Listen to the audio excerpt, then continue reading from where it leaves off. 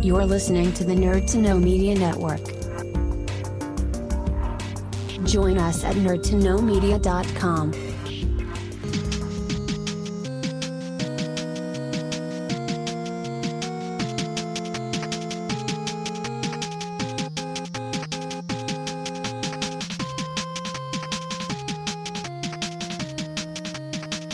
Hello, and welcome to this week's edition of the Game Corner. Going out slightly later this week than usual, but it's well worth it because we have, once again, the wonderful Darragh O'Connor on with us. Darragh, how you doing? Hey, Cian, doing great. Thanks for having me on. No worries, it's always a pleasure to chat to you. I've to kind of break the fourth wall here. The most recent edition of Nerd to Know was a wee bit on the mad side, wasn't it? Yeah, a little bit. I actually edited it out today, so I'm like, actually, that's a great show. And it's funnier when I put the ads in it. It's funnier because it's like, out of context, it's like we come back literally in a second, but there's actually ads in it, so I'm gonna add to it. And I'm like, oh, that's pretty funny. It just looks like Yeah. we've got really slow kettles or something like that. I don't know. I will eventually do the ads, but it's kind of funny or not as well because it's like a running gimmick. Yeah, exactly. But this week we were thinking of doing the Star Wars games in general because I believe you have the very impressive milestone of owning all the Star Wars games in total, apart from one you sold on protest. Is that correct? Not all of them, but I have made it a quest to get as many as I can Right. have. And I have, I threw up on the page, on the Facebook page, an article I wrote probably 7 years ago, the top 50 Star Wars games when I worked for What Culture that you have to play. Yeah. And that was my first article that got 1 million views. So that was wild. Really?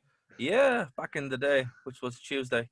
Um, yeah, so that I put that up because that's kind of, it's a genre that obviously really appealed to me and our franchise even, and you can do so much. There's so many different games to play. So I've been trying to gather as many as I can, except for Fallen Order, which is the one you're referring to, and I did sell that one in protest. Yes, which I know is a big gesture on your part because, like, your relationship, before we get into, because I know you got a bit of news to talk about, your relationship with, like, Battlefront 2 was, like, up and down and up and down. So it seems like a very big gesture that you just didn't take to Fallen Order, especially when everyone else seemed to like it. Not really. Like, I think people like that it was a single player. They kind of went back to it because obviously under EA they were like, yeah, we're just gonna do multiplayer games, and nobody wants to play single player story. So I think that was why people liked it so much. But when you do a search of Fallen Order, it's interesting because there's some articles saying it's a good game, but I don't understand why I don't like it. And it's like, yeah, that's exactly what happened to me. Like, it looks beautiful, it's all that kind of stuff, but it bored me to tears.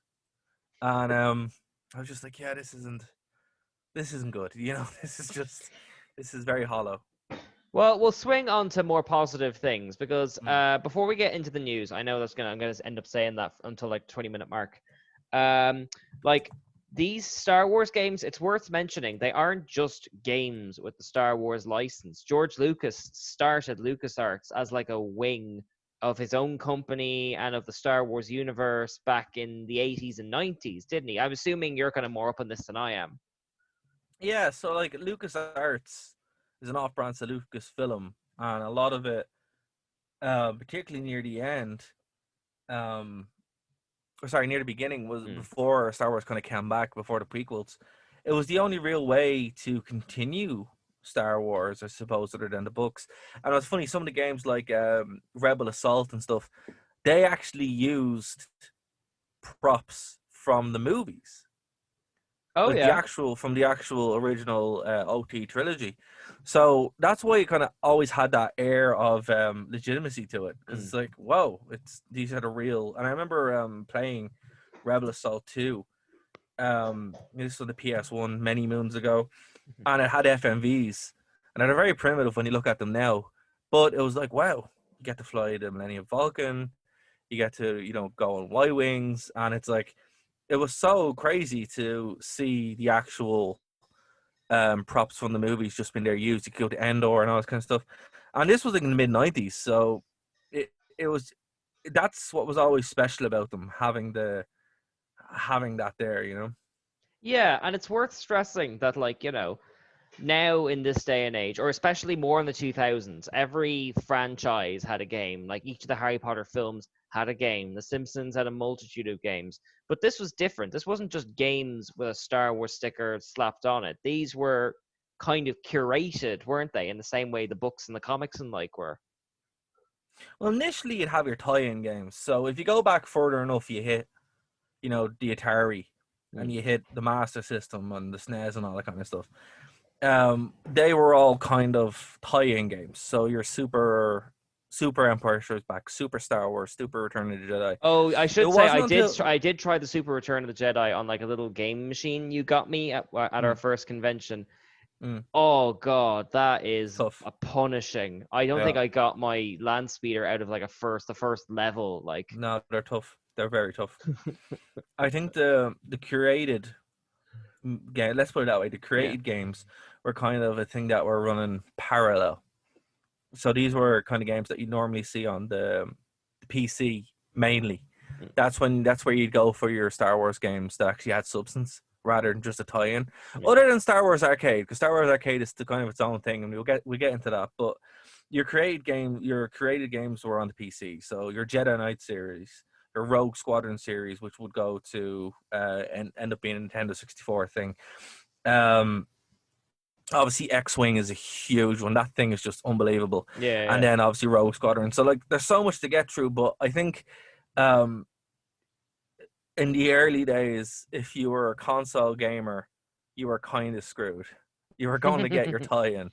But if you had a PC, you were going to get something a bit more substantive. And that's when you'd start getting lore building games, like games that brought in Call of Catan, games that expanded out past episode 6, which was the only thing we had really, other than the books, and a lot of things would kind of jump back and forward. So that's why it's important to not downplay these, because it wasn't just a case of, oh, here's a movie, because there was no movies up until the prequels.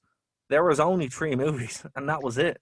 Yeah, and like it's because I don't think I probably was into Star Wars as early as you were, but like I got into Star Wars in '97, and like the likes of like say the Rogue Squadron game or Shadow of the Empire, they were your kind of, like you said, your go-to things if you wanted more Star Wars at the time. Now we have a multitude of cartoons and stuff. So you're right, that really was, to me emotionally, the video games are as much Star Wars as the films. Do you know what I mean? More so. Yeah.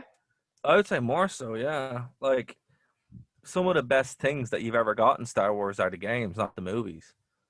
Like, we'll get to it, but Knights of the Republic is probably the best Star You Wars beat thing me ever to made. it. Yeah. There's a reason. Like, that Knights of the Old Republic is one of those rare things where it's famous as an island now and not just as a random Star Wars branch. Like, people who haven't played it have at very least heard of it on its reputation as a series. Like, yeah, but also the same with Jedi Knight.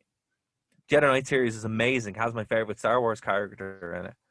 As I said, Rebel Assault. Force Unleashed. These are all things that took a life of their own and are more famous as their own thing before the Disney decanonization, which thankfully looks like they're going to roll back on. Yeah. So that's good. But it's like, without these, the Star Wars franchise would be non-existent, really. That's kind of like the biggest problem that, like, we talked about this on the show, that like when you're talking about the movies only do so much. They're very like shallow in a lot of sense. Like there's only so much room you can do with a movie, in fairness, that's it. Exactly, that's it. And like the prequels, for all their hate, I will say that the prequels are more important for what they give, the sandbox that George Lucas gave. Yeah. Like I wrote another article around the same time that the Xbox is like a treasure trove for Star Wars games, and that's literally the original Xbox, because it was up for 2005 was a mid-tier PC, right? So you could play all these PC games on it. And if you're looking for something, well, I know people have PCs now, but you know, if you were looking for it back in the day, the only choice you could have was to really go for an Xbox, and that's why we got Knights of the Old Republic. But there was a whole rake of Star Wars games made after the prequels, including Knights of the Old Republic, based on the world that it opened up. Because it's like, oh well, we can go beyond this. We go beyond the parameters set by George Lucas. That even, you know, early on into this kind of expanded universe thing, they were like, right, there's only so much we can do. We kind of have to go back rather than keep going forward, because you know, anyone who's read the books knows that you jump back and forward and you go, it's a whole thing, right?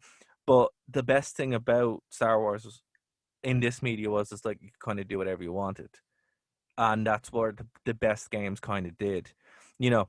But yeah, we'll get into them, and I'm gonna set some rules. So the first rule is, since I'm gonna go through 5, I'm only gonna pick one per series. Okay, that's fair. And by series I mean, so for example, Battlefront 2 won't be the same as EA Battlefront. Yes, right? yes, fair. Yeah, yeah. So they're the only rules I have. But some news that I wanted to mention real quick, just by happenstance, because I thought it was a joke until I saw it.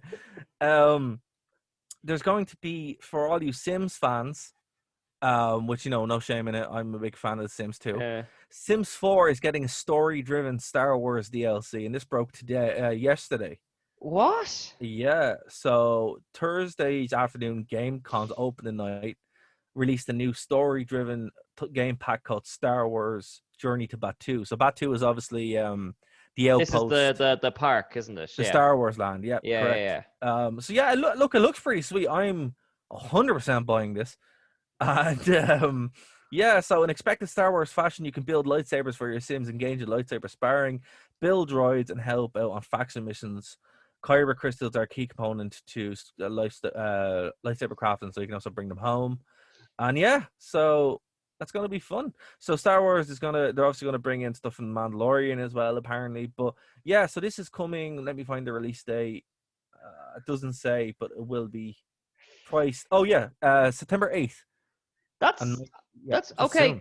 That's wow. I feel like the entire world has changed, because we spent like 4 months just reviewing The Simpsons on the Nerd to Know main show, but and now all of a the sudden, world ended. Bill and Ted has apparently come out today. I saw today. Games get announced and they get dropped like the next week. Like it's like someone's like messing around with the speed of like a record or something like that. I can't keep up with it. Like, let's not talk about Bill and Ted, because that's a whole different We're gonna have to save that for a whole different show, Wednesday or Saturday, depending on your choice of listening.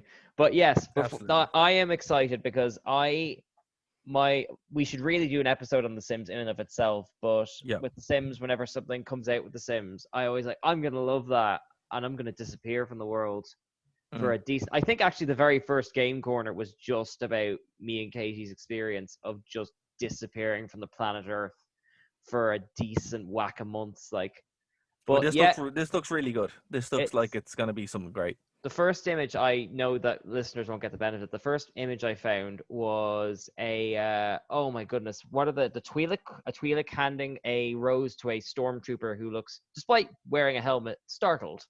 So if it's got a sense of humor, I'm all for it. Like, totally. Well, look, at least it might make people have some affinity towards Batuu, because nobody cares about it. So, and Hondo's in it, and like I will give almost anything a chance if Hondo is in it. You put Hondo in a Twilight movie, I will go see that Twilight movie. No shame, but it's not my thing. But if Hondo's in it, I'll be there. He doesn't even need to be the love interest. Just put him in it for a few minutes. I'll be there.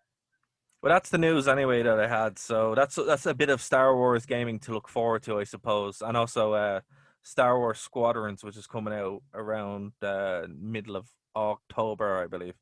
So yeah, there is a bit of future to look forward to, I suppose, going forward. But what I want to do on this is give people the opportunity to play some stuff that they have, or hear about stuff that they haven't heard of before. Yeah, let's do your kind of top 5, your best hits, because I know you are a proper archivist. So what's your first pick? I'm going to do them in no particular order, just because, you know, they're all worth your chance. They're all your children. That's fine. I get it. Well, I wish I was working on some of them, because that'd be unbelievable. But you know, it just is what it is. So look, the first one to kind of talk about, obviously it was like my first kind of real experience with it, and I kind of touched on it. For me, it was one of those things where I'm like, oh my god, this is a game changer. Rebel Assault 2, Right. not not the best game of all time, I will admit, right? Clunky, messy, shows its age. Came out in 1995 for DOS, PlayStation, and Windows, right? Right. But the story was so unique. Basically, you're going on a mission to find a hidden TIE fighter, and you need to steal one away from the Empire. Right. Um, and that was the whole concept for me was just so wild. I was like 8, and I was like, oh my god, this is crazy. This is so weird. Actually, younger. It was weird because I didn't think that was a thing. I remember renting it when my dad rented it for me, and I took it home. And remember when you get a game on a Friday night and it had to be good, or your weekend was ruined Yeah, 'cause you had no I other games. yes, because now and again I would get like a PC game as a kid, and it was just incomprehensible, and I was like, ah, well, gotta wait 6 days until we rent Episode 1 Racer again. Oh, absolutely. That was it. You know, I remember renting this and I played it and then I rented it again and again and again and eventually I bought it and it was just like this is incredible. So again, it was the first time they really kind of like I'm like, oh wow, these are all no one from the Star Wars movies are in this. Obviously, because it was what like 10, 12 years after after Jedi. But all the iconography was there and the costumes was there and that kind of stuff. But like to put this into context, when I got my first Millennium Falcon, there was a mission where you would fly the Millennium Falcon in your TIE fighter gear. Mm. The first time I got the TIE fighter, my Millennium Falcon, I put the not TIE fighter gear, the Rebel orange jumpsuit. Yeah, I would recreate that mission rather than putting Han Solo in the cockpit. yeah. So I was like, I mean, that made a bigger impact on me, and it's just great. Like, if you haven't played it, maybe give it a miss, but definitely watch the FMVs.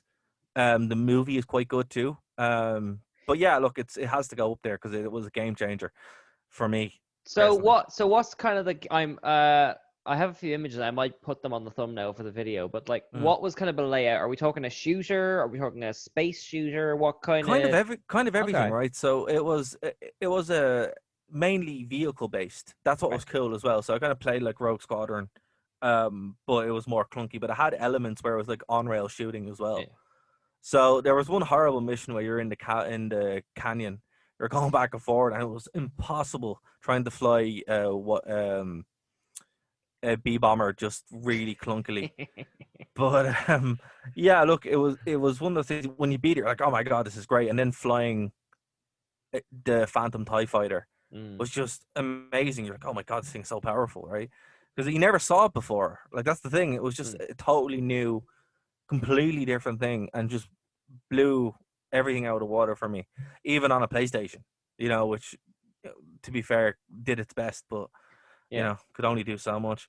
But from a story point of view, you've hit upon sort of the Rogue One magic ingredient, which is most of the PC games are just small stories that are part of the Star Wars universe. They aren't trying to be the biggest and baddest and most scary thing ever. Yeah, like this is a mission. Yeah. This was just a mission, like you and know, that makes the stakes feel almost higher. Do you know what I mean? Yeah. Oh, absolutely. And that was something that I thought was the best combination for a Star Wars game. That's what Star Wars games should be. They should just be. Yeah, so it just kind of you know, opened up the possibility of what was available and stuff like that, and it kind of opened stuff beyond just the Star Wars canon over and over again, the same hero's journey story. I think the best Star Wars games are small stories or even bigger stories but focus on different things, and this was kind of my first experience towards it. My next pick came along 2 years later. I'm kind of roll into that now. So the next one that I go for is Star Wars Jedi Knight Dark Forces 2. This is one of the big famous ones now. This is one of the big famous ones. Yeah. Now, can I just say, Jedi Knight 2 is a better game. Right. Jedi Academy is a better game again, right? And they're actually both out for the PlayStation 4. So if you have a PlayStation 4, I'm replaying them on that, and it's super fun. But Dark Forces 2 has Kyle Katarn in it. And it's yeah, a maybe for the relative Star Wars newbies, let's back up a bit. Who is Kyle Katarn? Kyle Katarn is the best Star Wars character. Right, that's quite an endorsement. Well, he's the man who stole the Death Star plans. Originally. No, he did. Okay. He stole the Death Star plan. So he, like, in the first mission of Dark Forces, that's what you do. And Dark Forces is basically a Doom clone, right? It just is. But you know, the first mission you go in and you steal the Death Star plans, and then it kind of goes on and does its own thing. Dark Forces 2 is more interesting because you become a Jedi as well. It's your story to being a Jedi, and you don't want to be. Like, you really don't want to be, and it's kind of going back and forth to it. But the story is great, and it has some really good moments in it where you're trying to hunt down. You're being hunted by the Sith Lord, but it's not really a Sith Lord because it's, you know, he's not Vader, and he's kind of just off doing his own thing. So when you kill Jarek, or when you're fighting Jarek, it's not the same thing. But the FMVs and acting in it are actually unbelievable. Again, if you don't want to play the game, just watch the FMVs for the story. And the cool thing about it is this is like one of the first real times that the tropes of good and evil kind of became a thing. Okay. So if you were good, you get the good ending. If you were bad, you get the Sith ending. And the Sith ending is you're the Emperor, basically. And it's so we're getting into the cool sort ending. Of, really I mean, is. I know you're going to hate me for this, but the kind of Mass Effect type morality system that's in Knights of the Old Republic first, and like that kind of type of gameplay. Yeah. Yeah, well, it kind of links it up with when you're a Force user, that's what kind of happens. What I will say is the CGI does not age well, because obviously you didn't have the budget to do on location stuff, so it's literally a lot of green screen, but that's what Lucasfilm did, right? That's what LucasArts did. They were always pushing it and developing it, but the gameplay is great. It starts off as a first-person shooter, but then, you know, you get to use a lightsaber and force power and all this kind of stuff, and that gets refined and refined and refined until you get to Jedi Academy, where it's like, actually, Outcast or Academy, depending on the day, is better or the other. Like, Outcast, you can, like, decapitate people and cut people's arms off and stuff. It's mad. You really are like a super Jedi in that. But yeah, if you're looking for a good Kyle Katarn story, you know, start off with Dark Forces 2, then play Outcast, and then play Academy. And a great book as well is I, Jedi, which is my favorite Star Wars book. Like, and it's all because of this. So the whole Jedi Knight series is definitely worth your time if you're a Star Wars fan. Really, there's no excuse for you not to have played this, because it's some of the best. But if you don't want to play it, watch the movies that are on YouTube, and read the books. But look. Well, before you go on to your next pick, though, it's because like because we talk off the air. We're both big kind of Red Letter Media fans, and like they kind of talk frequently about Star Wars being creatively bankrupt. You know, scrappy person up against an evil empire led by a person in a black cape.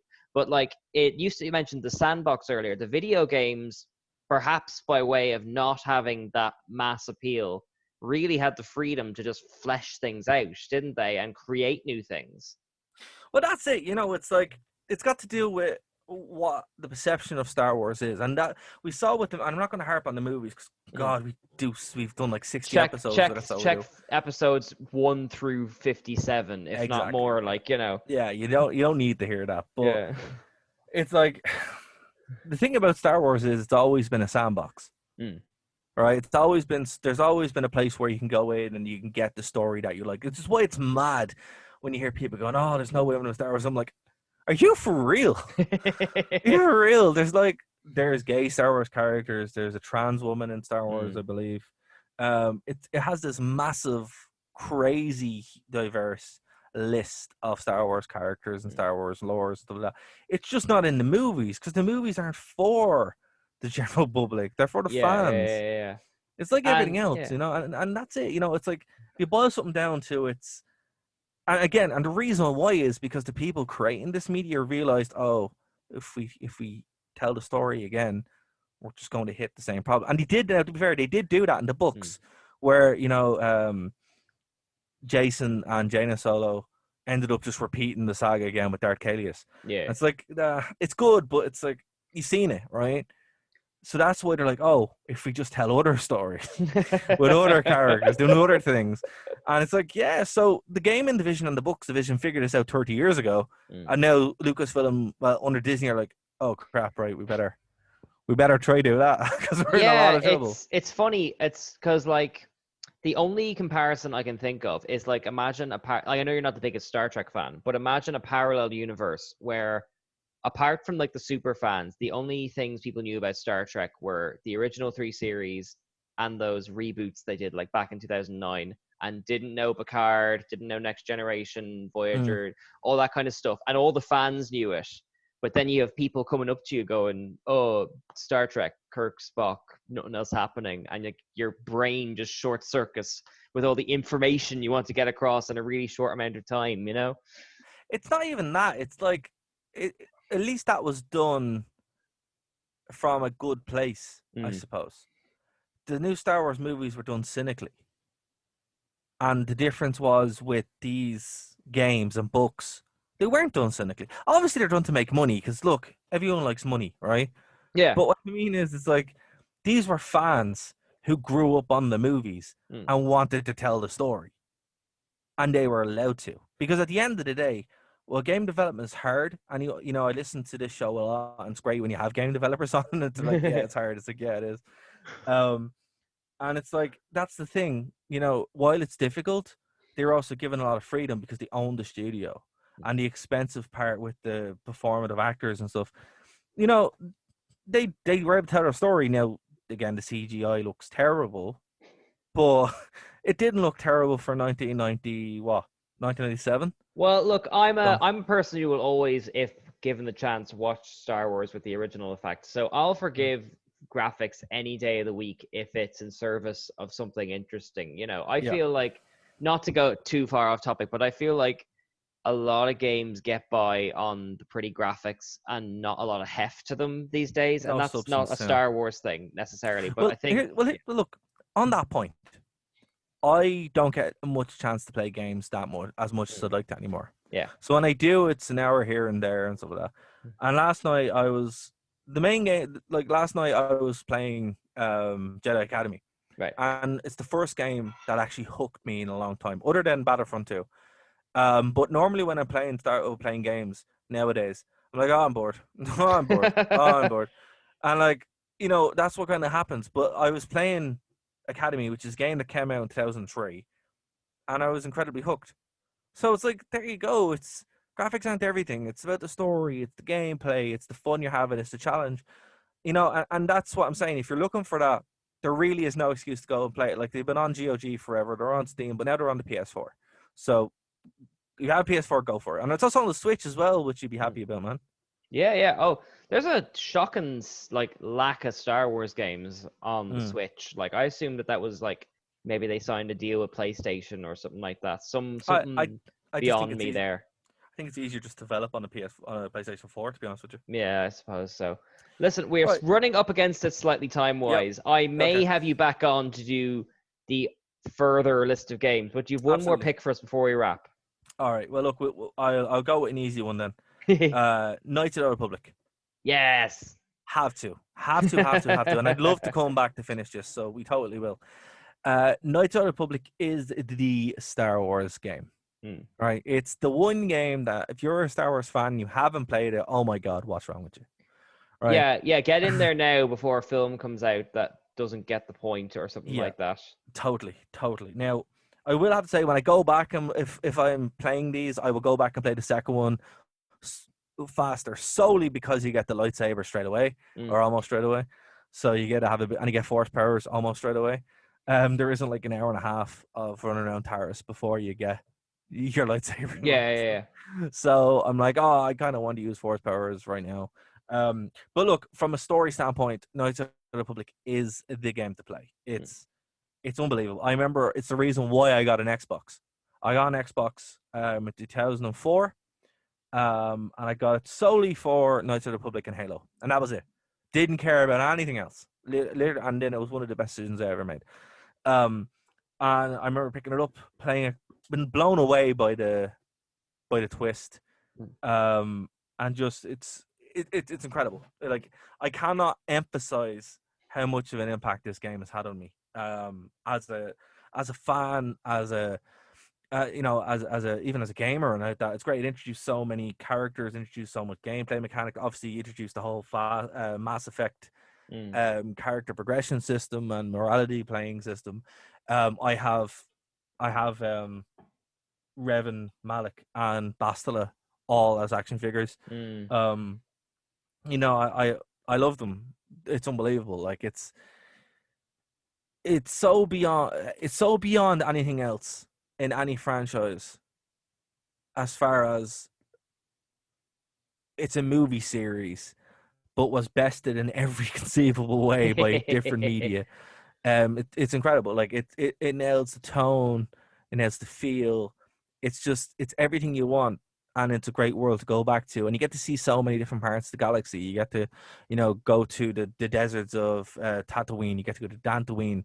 You go to Nar Shaddaa. You end up going to the Sith home world, which will always be not the new one. I know they changed the name. So what was the original name? You know what? I cannot remember. So I'm gonna have a quick Google here. Korriban. Yeah, it's always gonna be Korriban, not whatever they call it now, because that's a lie. That is fake news. Whatever they call it now, it's Korriban. I remember watching because for context, I believe they changed it in an episode of Clone Wars because George Lucas just didn't like the sound of it or something like that. And I remember my brother like throwing something at the screen or something like that. I was like, something's going on here. Well, what I liked about the Star Wars, what I liked about Korriban in particular, it was the first time you got to see it, and also it was done like ancient Egypt, where you go through the tombs and like the Valley of the Kings, and it's just like, man, this is so cool.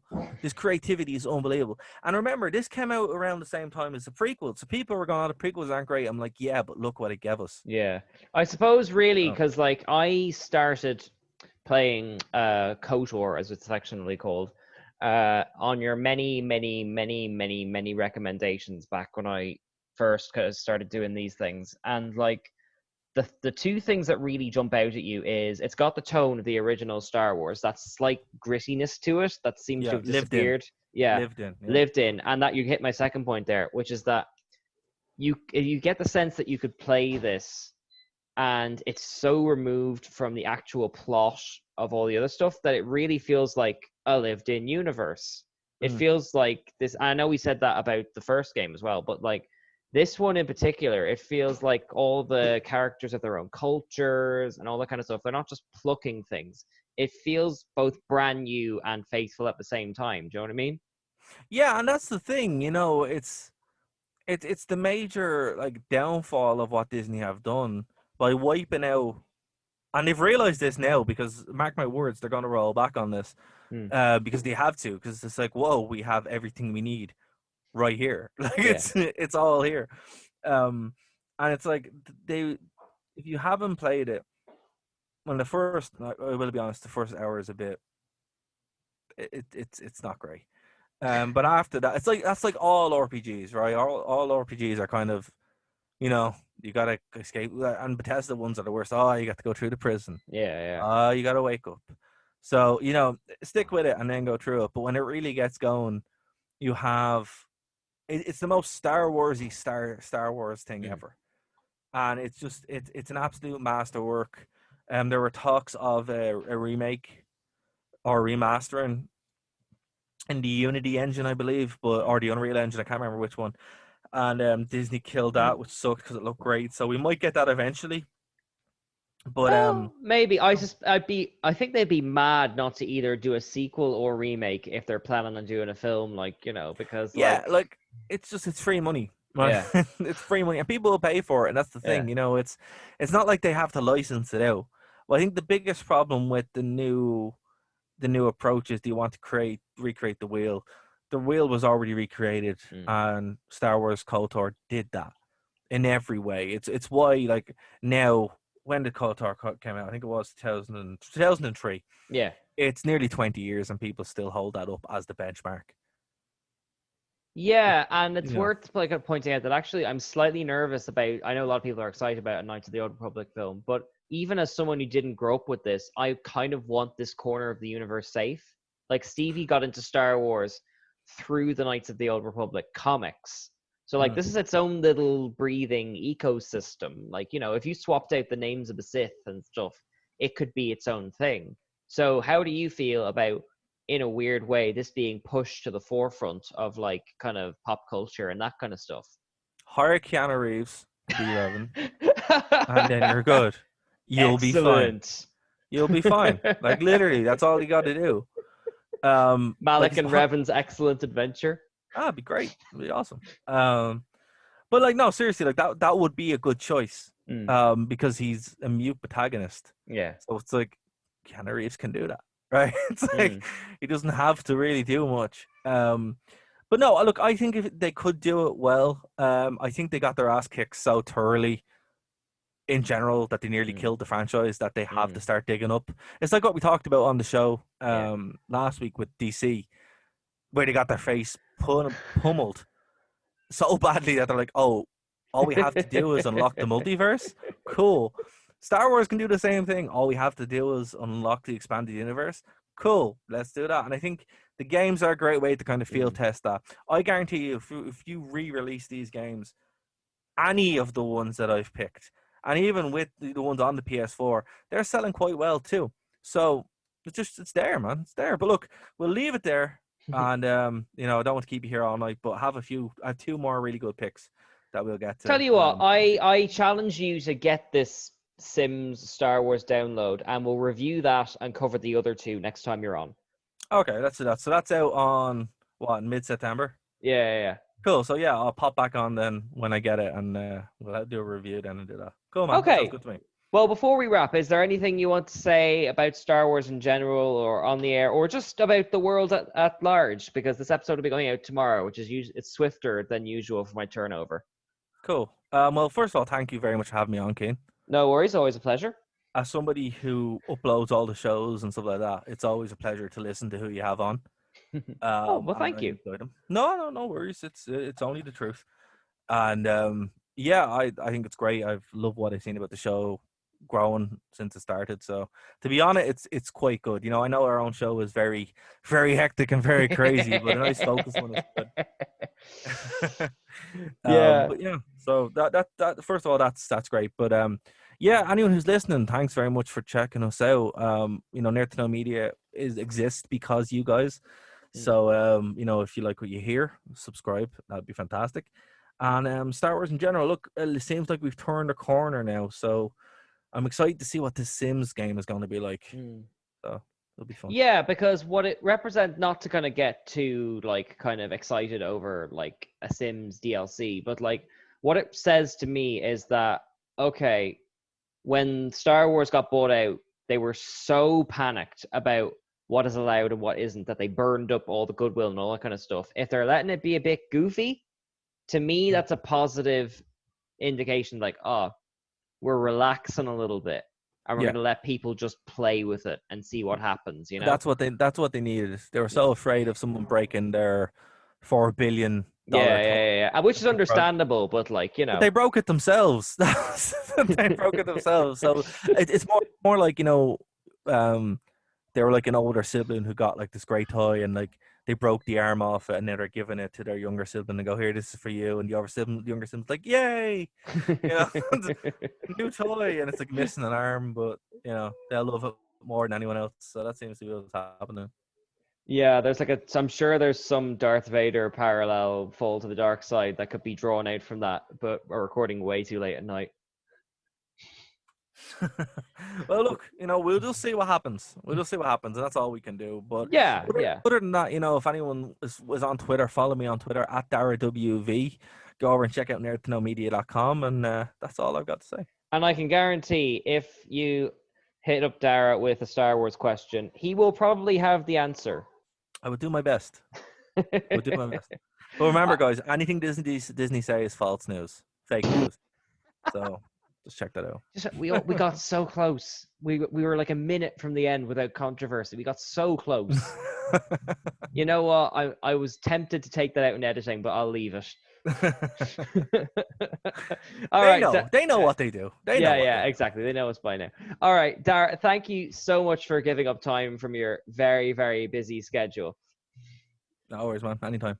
No worries. And if you've enjoyed this show, feel free to like check out the other episodes. And if you would fancy appearing on the show, this show is, in case it's your first one, is designed to kind of reach out and meet new people. We've had some really, really good guests on the last few. Like we had Dave on last week talking about his monk training.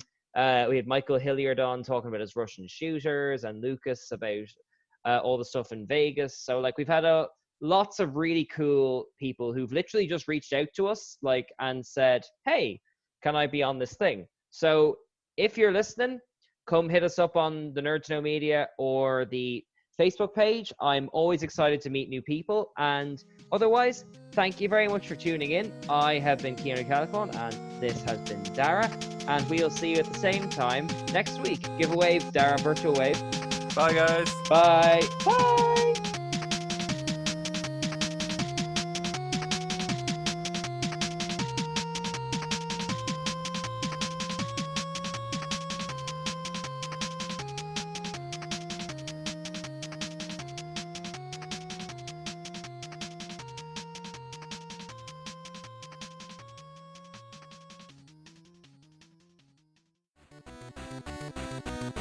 Thank you for listening to a Nerd to Know Media production.